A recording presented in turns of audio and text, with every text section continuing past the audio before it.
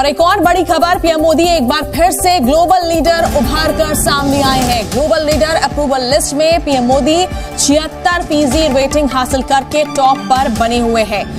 India जो है वो इससे जारी बात है अपना इन्फ्लुएंस एक्सरसाइज करने जा रहे हैं और ये एक जिसे वो कहते हैं ना एक उनका जो एक व्यू है, एक वर्जन है कि हमने इस खित्ते को कैसे लेके चलना है। हमारे लिए वो चाहे दुश्मन हो, लेकिन उसने जो पॉलिसी बनाई है ना, उसने जो अपनी फॉरेन पॉलिसी बनाई है, जो उसने अपनी चांद पे चला गया। हम कहते रहे नहीं गया, हमारे पास कोई प्रूफ नहीं है कि वो नहीं गया, लेकिन वो गया है अपनी कौम के लिए। मेरे ख्याल से मोदी जो है वो सबसे बेहतर है। लेकिन ऑब्वियसली इस बात से तो कोई इख्तिलाफ नहीं कर सकता कि मुल्क अगर अंदर से इकनॉमिकली मजबूत नहीं है, पॉलिटिकल अनसर्टेनिटी है, सियासी अदम इस्तेकाम है, तो फॉरेन पॉलिसी उस तरह रोबस्ट हो नहीं सकती। ये दोनों चीज़ें आपस में इंटरलिंक्ड हैं। चौथा, इंडिया अपनी सॉफ्ट पावर को भी प्रोजेक्ट करता है इंडियन ओशन रीजन में, ताकि वो ये बता सके कि भाई इंडिया के पास क्या है। इस हवाले से एग्जैक्टली वो सही कह रहे हैं। पाकिस्तानी होने के नाते भी मैं इंडिया को सपोर्ट करूंगा कि उन्होंने वाकई सही बात की है। जो नरेंद्र मोदी हैं उन्होंने वाकई दोनों कंट्रीज को बहुत ही पोलाइटली उन्होंने सपोर्ट किया है। ये वही इंडिया है ना, तो पहले क्यों कोई कंट्रीज इसको सपोर्ट नहीं करता था, इसकी पॉलिसीज को सपोर्ट नहीं करता था। अमेरिकन प्रेसिडेंट उनकी कंट्री में विजिट करते हैं, उनको बुलाते हैं। इस्लामिक कंट्रीज की अगर हम बात करें तो इस्लामिक कंट्रीज उनको अपने यहाँ के बड़े बड़े अवार्ड्स जो हैं वो दे रही हैं। तो फिर उन लोगों को क्यों नजर नहीं आ रहा कि भारत में या अगर भारतीय प्राइम मिनिस्टर मोदी जी ने बड़ा कुछ गलत किया है तो फिर ये इस्लामिक कंट्री वाले क्यों इतना ज्यादा उनको हार फूल पहना रहे होते हैं। इवन कोरोना की वैक्सीन हमने बनाई। हम जो इतना मेडिकल की फील्ड में आपने बोला आगे हैं, तो कोरोना की वैक्सीन हमने बनाई नहीं। ठीक है, इंडिया ने बनाई नहीं, इंडिया ने भी उन्होंने बनाई, उन्होंने वैक्सीन बनाई।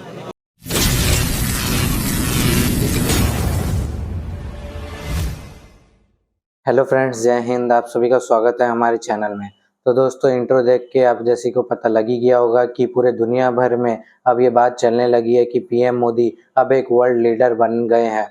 क्योंकि पूरी दुनिया में अगर लीडरों का परसेंटेज निकाला जाए तो सबसे ज़्यादा ट्रस्ट मोदी पे ही किया जा रहा है। क्योंकि 76% लोग पूरी दुनिया के वो मोदी को अपना लीडर मानते हैं और उनकी सबसे बड़ी पहचान इसी बात के लिए अब हो चुकी है, क्योंकि उन पे लोग अब ट्रस्ट ज़्यादा से ज़्यादा करने लगे हैं।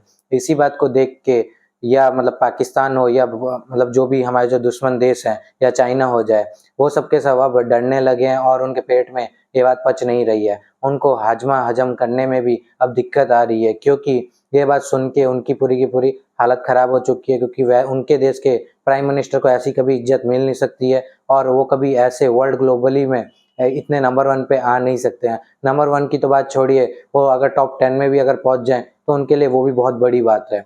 तो दोस्तों, इस पे पाकिस्तान मीडिया ने क्या कहा है देखते हैं वीडियो में, और मैं आपको मिलता हूँ वीडियो के एंड। तो इन सब चीज़ों को पीछे छोड़ के आज दुनिया की 5वीं बड़ी इकॉनमी बन गए हैं। आज मैं ये समझता हूँ, कोई माने ना माने, हर एक की अपनी ओपिनियन है, लेकिन मैं ये समझता हूँ कि इंडिया पूरी दुनिया में अपना एक ना सिर्फ नाम रखता है बल्कि जो उसका डिसीजन होता है वो कई कंट्रीज़ को मानना पड़ता है। भाई देखिए, मेडिसिन में इंडिया हमसे आगे है। इसके अलावा टेक्नोलॉजी में तो इंडिया का कोई दूसरा है ही नहीं। पाकिस्तान का अगर कंपेयर करें आप टेक्नोलॉजी के हवाले से, तो पाकिस्तान एक आटे में नमक के बराबर है उसके लिए।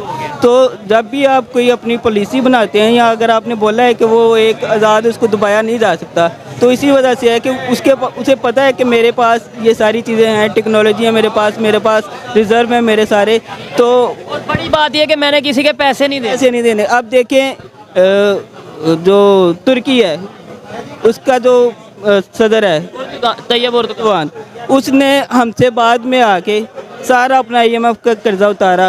आप चाइना को देख लें हमारे से बाद, और आज दुनिया की सुपर पावर बनने के चक्कर में। बिल्कुल, तो वो बनेगी अगर वो, मेरे ख्याल से, जहाँ तक मेरा ये ख्याल है कि उनकी जो इकॉनमी है वो अभी अमेरिका से ऊपर हो चुकी है, लेकिन वो डिस्क्लोज नहीं कर रहे हैं। और जैसे ही करेंगे वो सुपर पावर बन जाएंगे।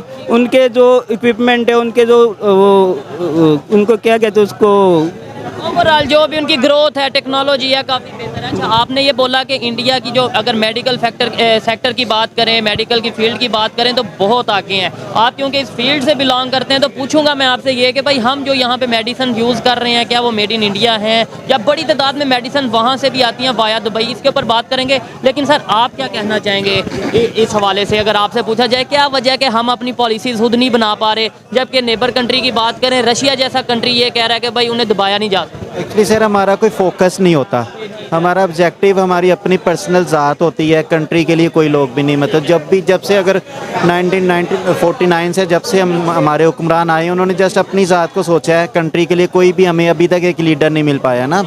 जो भी आए हैं वो जस्ट अपनी ज़ात पर खेल रहे हैं। और हम पाकिस्तान जिस मकसद के साथ और जिस नाम के साथ बना था, हम उसको बहुत पीछे छोड़ आए हैं।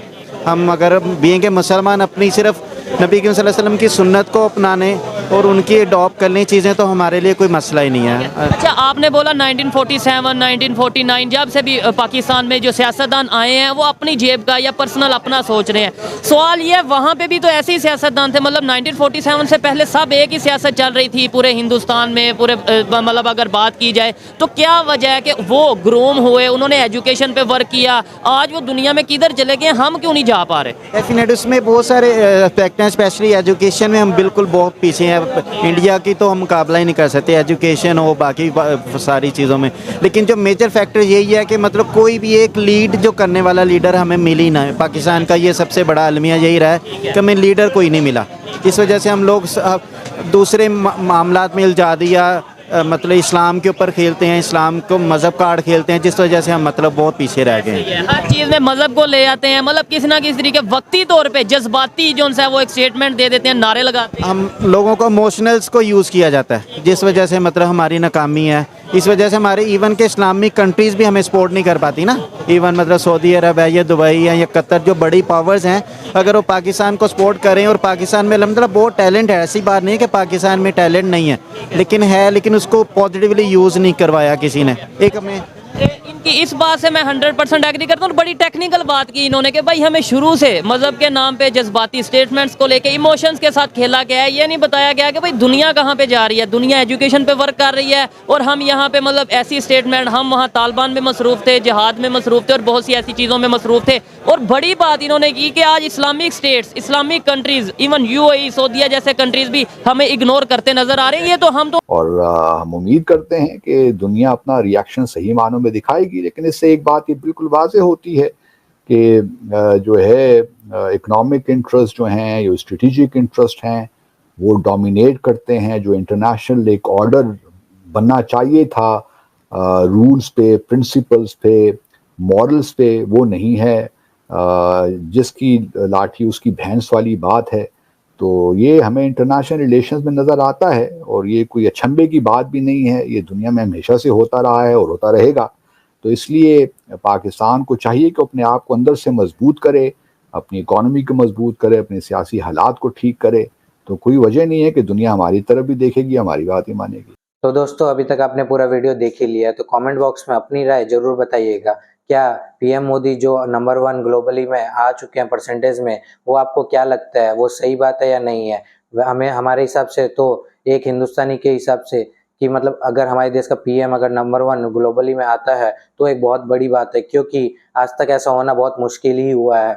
लेकिन पूरी दुनिया में अब मोदी का जैसे नाम गूंज रहा है, वो दिन दूर नहीं है कि पूरे दुनिया में अब इंडिया का पहचान एक अलग ही हो जाएगा और इंडिया पे लोगों का ट्रस्ट ज़्यादा से ज़्यादा बढ़ते हुए जा रहा है। इस पर भी आपकी क्या राय है वो भी कमेंट बॉक्स में जरूर बताइएगा और एक बार कमेंट बॉक्स में भारत माता की जय जरूर लिख दीजिएगा। दोस्तों आप में से बहुत लोग हैं जो हमारा वीडियो देखते हैं लेकिन सब्सक्राइब चैनल को नहीं कर रहे हैं। आप सब्सक्राइब करिएगा तो हमारा हौसला और बढ़ेगा और हम इससे भी जल्दी और ट्राई करेंगे आपके लिए अलग वीडियो और जल्दी न्यूज़ लाने के लिए। तब तक बने रहिए हमारे साथ नेक्स्ट वीडियो तक। तब तक वीडियो को लाइक करिए, ज़्यादा शेयर करिए, चैनल को सब्सक्राइब करना बिल्कुल ना भूलें। जय हिंद।